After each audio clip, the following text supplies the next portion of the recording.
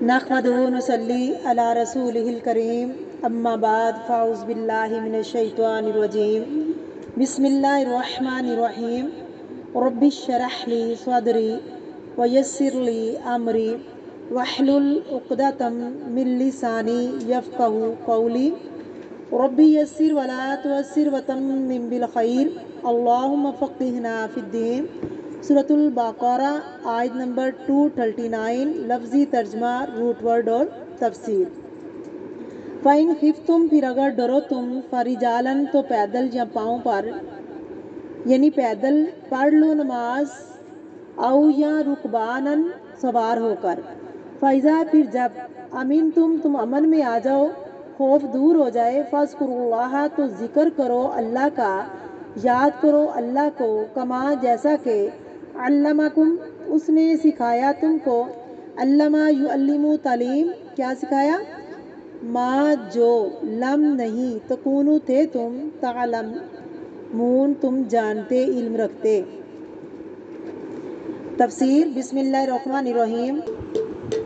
فَإِنْ خِفْتُمْ، پھر اگر تم کو خوف ہو، کس کا؟ دشمن کا، کہیں آگ لگ گئی ہو یا کوئی حادثہ پیش آ گیا، فَرِجَالًا تو چلتے چلتے نماز پڑھ لو۔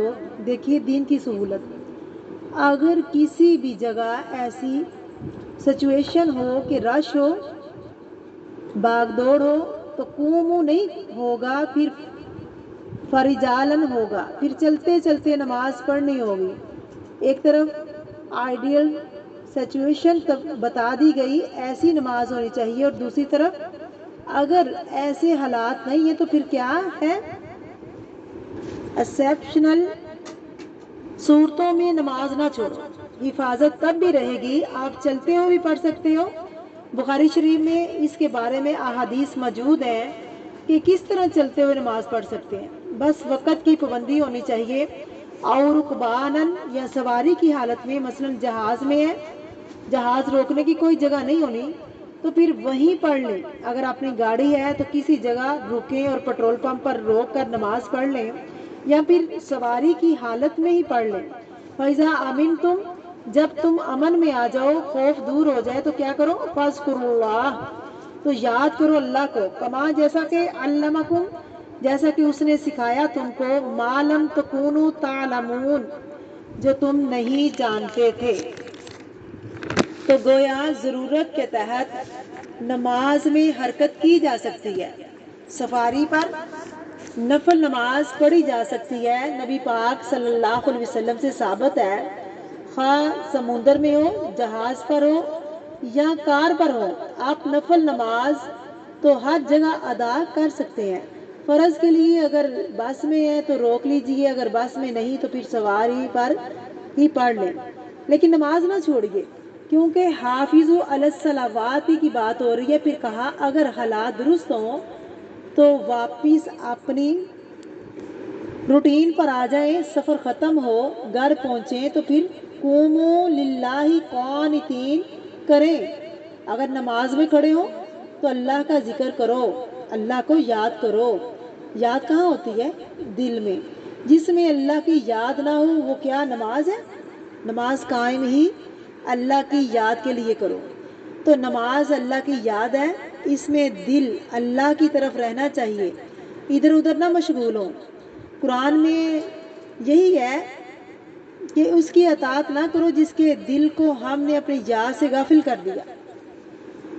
تو ذکر دل کا کام ہے، یعنی یاد کرنا دل کا کام ہے، باقی اعضاء اس کے تابع ہیں، زبان اس کے تابع ہے، زبان پر بات بعد میں آتی ہے، پہلے دل میں آتی ہے۔ اگر دل میں کچھ نہیں اور صرف زبان بولے جا رہی ہے اور صرف ایکشن ہی ہے، یہ کوئی صحیح نماز نہیں ہے۔ اس لیے بے حد ضروری ہے کہ انسان اللہ کو یاد رکھے۔ اللہ کو کیوں یاد کرے؟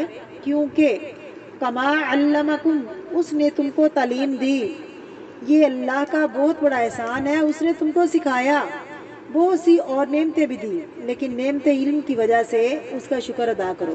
کیا سکھایا؟ جو تم نہیں جانتے تھے۔ ذرا سوچئے اس دن کو جس دن آپ پیدا ہوئے تھے، کچھ نہیں جانتے تھے، بالکل ہی جاہل تھے، اصل علم وہ ہے جو عمل میں آ گیا۔ علم صرف کتابیں رٹنے کا نام نہیں۔